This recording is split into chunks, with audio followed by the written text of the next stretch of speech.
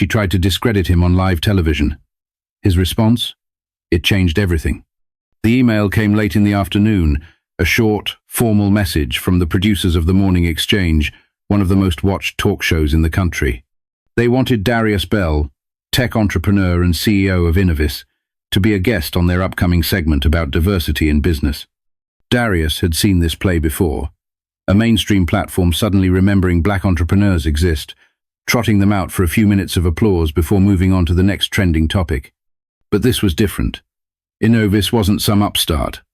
They had just secured a multi-million-dollar defense contract, outbidding some of the biggest names in the industry. That wasn't luck. That was 2 decades of relentless work. Still, he hesitated before accepting. Something felt off. His assistant Tasha picked up on his hesitation. "You sure you want to do this? You know how these shows are. They love a success story, but they love tearing one down even more." Darius leaned back in his chair. "I'll handle it. Besides, it's national exposure. Let's see what they have to say." Tasha exhaled, shaking her head. "Just don't let them bait you." He nodded, though deep down he knew the game. If this interview was a setup, they were playing chess with the wrong man. The morning of the interview, Darius arrived at KXNT Studios in Los Angeles. The air in the green room was cool, sterile. A young producer greeted him, barely looking up from her clipboard. "Mr. Bell, thanks for being here. We'll mic you up in 5. No small talk, no warm-up, just in and out like a transaction." As he sat in the makeup chair, an assistant powdered his face with practiced indifference. The monitor on the wall showed the live broadcast of the show, a panel segment on celebrity scandals, followed by a cooking demo, then a transition card. Coming up next. The black tech boom. Is it talent or special treatment? Darius clenched his jaw, so this was the angle. But if they thought they had the upper hand, they were in for a surprise. But he wouldn't realize just how far they were willing to go. The set of The Morning Exchange was designed to look inviting, with soft blues and golds, a glass coffee table between the host's chair and the guests. Cameras hovered like silent observers, capturing every movement, every expression. Darius adjusted his suit jacket as he took his seat across from Madeleine Royce, the show's lead anchor, a seasoned journalist with a reputation for asking tough questions. She smiled, but it didn't reach her eyes. "Darius Bell," she began, her voice smooth, practiced. "CEO of Innovis, a true American success story." Darius gave a polite nod. "Appreciate you having me." She leaned in slightly, flipping through her cue cards. "Now, let's get right into it. Your company recently landed a $200 million government contract, beating out some of the biggest names in tech. That's impressive." Darius knew this game. Build him up first. Make it seem like they respected his achievements. He gave a measured response. "It was a long process, but yeah, we put in the work. We developed a security encryption system that outperformed our competitors. Simple as that." Madeleine crossed her legs. "Some have called it groundbreaking, a subtle pause, but others have raised questions." Darius didn't flinch. "Questions?" She picked up a card, reading aloud. "Some industry experts say Innovis benefited from certain federal diversity incentives, that companies like yours have an edge in these contracts because agencies are looking to diversify their vendors, that perhaps this wasn't just about being the best but about meeting a quota." There it was, the real reason he was there. Darius let a beat pass before he responded. "I've heard that argument before. It's funny though, when a black entrepreneur wins, it's special treatment. But when a legacy firm, run by the same families for generations, lands those same deals, nobody questions it." The air in the studio shifted. The producers off camera glanced at each other. Madeleine held her ground. "So you're saying race played no role at all in your success?" Darius chuckled, shaking his head. "Let me ask you this. When SpaceX won its NASA contracts, was it because Elon Musk met a diversity quota? When Jeff Bezos landed government deals for Blue Origin, was it because of his background? Or do we only ask that question when the CEO looks like me?" Madeleine's expression barely flickered. "So you don't believe these diversity programs help?" Darius folded his hands. "They help level the playing field, but what people don't realize is the playing field was never level to begin with." But Madeleine wasn't done yet. She had something else up her sleeve. Madeleine's smile sharpened like a blade hidden in silk. She glanced at her cue cards, then back up at Darius. "Well, Darius, let's talk about that playing field you mentioned," she said, her tone shifting from polite curiosity to something a little colder. "You grew up in Birmingham, Alabama, single mother, public school, worked your way up from nothing." "That's inspiring." Darius gave a slow nod, sensing where this was going. Madeline continued, "But here's what some might wonder. How does someone with no Ivy League background, no deep family connections, go from a struggling neighborhood to securing contracts that billion-dollar corporations fail to land?" She let the question hang in the air. The implication was clear. How did you get here? Did someone pull strings? Darius tilted his head slightly, as if considering his words carefully. "It's called work, Madeline. Some of us don't have generational wealth or country club networks to fall back on, so we build from the ground up." Madeline gave a small nod, like she was hearing him, but she wasn't listening. "But surely you had help along the way," she pressed. "Maybe a mentor, a program, something that gave you an extra push." Darius exhaled quietly. "Yeah, help came in the form of working 3 jobs while getting my engineering degree. Help came in the form of sleeping in my office while I built my first software prototype because I couldn't afford rent. That's the help I got." Her lips pressed together for a fraction of a second. The producers standing behind the cameras were locked in. Now Madeline shuffled her cue cards again. And yet, some would argue that black entrepreneurs today have more opportunities than ever before, that programs like affirmative action, minority business grants, and government incentives exist specifically to open doors that weren't open decades ago. Darius leaned forward slightly, resting his elbows on his knees. "You know what's funny? When a black business owner succeeds, people always ask what programs helped us, but nobody asks which old money bank helped fund a white-owned startup. Nobody asks which family connections got them into Stanford, or which golf buddy invested in their company." He let that sink in for a second before continuing. "The truth is, success isn't handed out in some lottery. People like me had to be twice as good just to get a seat at the table." A noticeable shift in the room, the quiet tension of an audience realizing they were watching something real unfold. Madeline, however, didn't blink. Instead, she smiled the way a chess player smiles when they think they've just cornered their opponent. "That's an interesting perspective," she said, her voice smooth as glass. "But let's address another factor: perception." She turned slightly towards the cameras. "Darius, you present yourself as a self-made success, but let's talk about the public perception of your story. Some say that black entrepreneurs get an unfair advantage when it comes to media attention, that the narrative of overcoming struggle is more marketable than the thousands of white business owners who work just as hard but don't get the same headlines." Darius let out a quiet chuckle. "Oh, so now we get too much attention?" Madeline kept her polished smile, but a slight shift in her posture gave her away. She wasn't expecting him to laugh. "You're telling me that in a world where 90% of Fortune 500 CEOs are white men, where major tech funding still overwhelmingly goes to white-owned startups, the real issue is that people like me get too much press?" Madeline tucked a loose strand of hair behind her ear. "I'm just pointing out that in today's climate, some people feel there's pressure to highlight diversity over pure merit." Darius exhaled, shaking his head. "Merit, right?" He glanced briefly at the cameras, then back at her. "Let me ask you something, Madeline. Do you really think that if I wasn't exceptional at what I do, I'd be sitting in this chair right now?" Her lips parted slightly, but before she could respond, he kept going. "You think I got here because I played the diversity card? Or do you think I got here despite everything designed to keep me out?" The silence in the room was louder than any of her previous questions, but Madeline wasn't done, not yet, because she had one last card to play, the one designed to break him. Madeline took a slow breath, shifting in her seat just enough to make it look casual, but Darius saw it a crack in the facade. She glanced at her cue cards again, then set them down. This next part, she wanted to deliver directly. "Darius," she said, tilting her head slightly, "I think it's fair to say you're passionate about this, and I respect that, but let me ask you something." Darius gave a slight nod, waiting. "Do you think some of this outrage is exaggerated?" She paused, letting the words settle. "After all, your success story proves that the system isn't as stacked against black entrepreneurs as some claim." The audacity.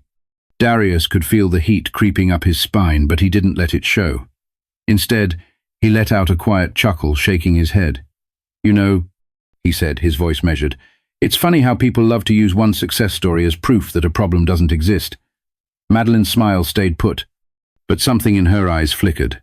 Darius leaned forward slightly, resting his forearms on his knees.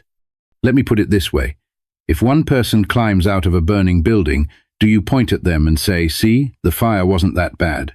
Madeline opened her mouth, hesitated, then closed it. Darius wasn't done. The fact that I made it doesn't mean the system isn't broken. It just means I fought twice as hard to get through it. He let his words settle. Even the studio crew had stopped moving. Madeline adjusted in her seat, reaching for a controlled response. I understand your perspective, but let's talk about another side of this.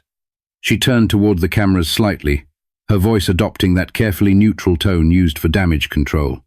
Some might say your frustration isn't really about race, she continued, that it's about resentment toward larger corporations. After all, you've publicly criticized big tech companies for not hiring more diverse executives. Darius tilted his head. Resentment? Number accountability? Absolutely. Madeline pressed her lips together for a beat. Then what do you say to those who believe that, in today's economy, success is based on hard work, not race? Darius exhaled through his nose, then locked eyes with her. This was it. The moment of truth. I say, he began, that people love to believe in fairy tales when they're the ones benefiting from them. A ripple of silence washed over the set, the kind of silence that sticks. But let's be real, he continued, his voice steady. Black entrepreneurs still get denied loans at twice the rate of white business owners. We still receive less than 2% of venture capital funding. And even when we prove ourselves, we still get asked whether we deserved our success. Madeline sat still, listening but not necessarily hearing. So let's stop pretending the system isn't rigged, Darius said, his voice calm but firm. It is. And the only people who don't see it are the ones it works for. Silence, Sepia, heavy silence. The producers didn't cut to commercial. The control room didn't intervene. This was raw. Madeline shifted slightly, finally looking uncomfortable. She opened her mouth to speak, but Darius wasn't finished, because this was the moment that would send shockwaves across the country. Madeline cleared her throat, glancing briefly at the off-camera producers, but there was no rescue coming. She had walked into this, and now she had to sit in it. Darius adjusted his watch, letting the silence linger just long enough to make people squirm. Then he leaned back in his chair, exhaling. You know what the real problem is? He said, his voice quieter now, but somehow heavier. Madeline hesitated. What? Darius didn't blink. The bar isn't in the same place for everyone. She shifted slightly. Meaning? I mean, Darius said, a mediocre white man can fail upwards in this country, but a brilliant black man has to jump through flaming hoops just to get a shot. A producer off-camera cursed under their breath. They knew this was going viral. Darius kept going. A white CEO can run a company into the ground, bankrupt it, lay off thousands of employees, and somehow get hired somewhere else. Meanwhile, a black CEO has one bad quarter, and suddenly it's proof that we weren't ready for leadership. Madeline opened her mouth to respond, but he wasn't done. And the best part, Darius chuckled dryly, when we actually make it, people like you sit across from us and ask if we got here because of some special advantage. Silence. Madeline's jaw tightened. It was subtle, but the camera caught it. Darius leaned forward just slightly, not aggressive, just firm, just final. You wanted to talk about fairness? He let out a soft, bitter chuckle. Then let's start by telling the truth. Another silence. But this one was different. It wasn't discomfort anymore. It was impact. Madeline's expression had shifted. It wasn't just the audience watching Darius now, it was the entire country. And then, the moment, Darius turned slightly, looking straight into the camera. I know what some of you all are thinking right now, he said. Some of you are nodding because you've seen this, lived this. He let his gaze hold. And some of you are sitting there frowning, arms crossed, telling yourself this isn't real, that I'm just playing victim, that it's all in my head. His lips pressed together for a second before he finished. But deep down, you're right. The studio was silent. No one breathed. And then, all right, we need to take a quick break. The producer's voice crackled over the speakers. Madeline forced a polite smile. We'll be back with more after this. The camera cut, but the damage was done. Within an hour, clips of the exchange were everywhere. But the real storm was only beginning. The clip hit social media like a wrecking ball. By the time Darius was in his car, his phone was blowing up with texts, missed calls, notifications flooding his screen. Twitter was on fire. Darius Bell just exposed the media's bias on live television. This was powerful. Truth hurts.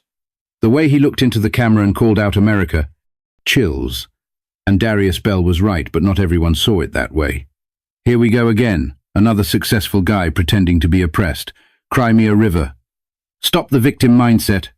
Wow, this guy just proved why people don't like hiring activists. Play the race card all you want. But hard work speaks louder. Merit matters. Cable news picked it up within the hour. Some called him brave. Others called him angry and combative. By lunchtime, the Morning Exchange released a carefully worded statement. We value open dialogue and diverse perspectives. While today's discussion became more intense than expected, we stand by our commitment to fair conversations. Darius laughed when he read it. Fair, right. His assistant Tasha called him, her voice half laughing, half exasperated. Do you realize you just set the internet on fire? Darius rubbed his temple. Wasn't exactly my plan. Well, congrats. You just became the most talked about entrepreneur in America. He didn't respond. He knew what came next, because viral moments don't stay just moments. They become battlegrounds. And the next 48 hours were about to get messy. But this wasn't just about him anymore. By the next morning, the story had exploded beyond social media. Cable news anchors debated it on live television. Opinion pieces flooded every major publication. Everyone had an angle. Fox News. Is Darius Bell the new face of corporate entitlement? CNN. Darius Bell's viral moment. A reckoning for America's meritocracy. Business Insider. What Darius Bell's interview reveals about race and success in America. Meanwhile, Madeleine Royce was in damage control mode. On her show the next morning, she gave a carefully rehearsed response. I respect Mr. Bell and his accomplishments, but I stand by my questions. My job as a journalist is to ask what the audience is thinking. If my questions were uncomfortable, that only proves how necessary they were. Translation. She wasn't backing down. Darius watched from his office, shaking his head. Tasha sat across from him, scrolling through emails. You know, she said, we just got a flood of new investor inquiries. People want to work with us. Darius smirked. Let me guess, the same people who ignored us last year. Tasha shrugged. Guess being controversial is good for business. But it wasn't all positive. Some clients pulled out. A major corporate partner suddenly decided to reevaluate their commitments. And then came the death threats mails, phone calls, even an unmarked package left outside Innova's headquarters. Nothing inside but a single sheet of paper, with one word written in bold. Enough. Tasha frowned as she read the message. You need security. Darius let out a slow breath, rubbing his temples. He knew this would come. Any time a black man speaks too boldly, too unapologetically, this is the cost. But backing down was never an option. And now, he had a decision to make. Would he let the backlash silence him, or was this just the beginning of something bigger? Darius sat in his office, staring at the city skyline through the floor-to-ceiling windows. The past 72 hours had been a whirlwind praise, backlash, threats, opportunities. He thought about his younger self, the kid from Birmingham who had to fight for every inch of success, the one who watched doors shut in his face while others walked through without knocking. And now here he was, at the center of a national debate he never asked for, but one he couldn't ignore. Tasha entered, her expression unreadable. We just got an offer. Darius raised an eyebrow. From who? She set a folder on his desk. A network. They want you to do a televised special, a one-on-one deep dive about race, business, and the system. Darius exhaled. So now they want to listen. Tasha smirked. Seems like it. Then after a beat, what do you want to do? He leaned back in his chair thinking. He could walk away, let the noise die down, get back to business. Or he could use this moment, not for clout, not for attention, but to say the things nobody wanted to hear. Darius picked up the folder, flipping through the proposal. Then he set it down. He looked at Tasha. Tell them I'll do it. Her eyes widened slightly. You sure? He nodded. Yeah, but on my terms. Because if the system was going to put him under a spotlight, he was damn sure going to control the narrative. Darius Bell's viral moment wasn't just another internet controversy. It was a reckoning. It forced a conversation people had been dodging for decades, about race, about success, about who gets to rise without question, and who gets questioned when they rise. Some called him an activist, some called him arrogant, some called him right. But one thing was certain. Nobody could ignore him anymore. So what do you think? Does success mean playing by the rules of a broken system, or does it mean rewriting the rules entirely? Let us know in the comments. And if you believe more stories like this need to be told, subscribe.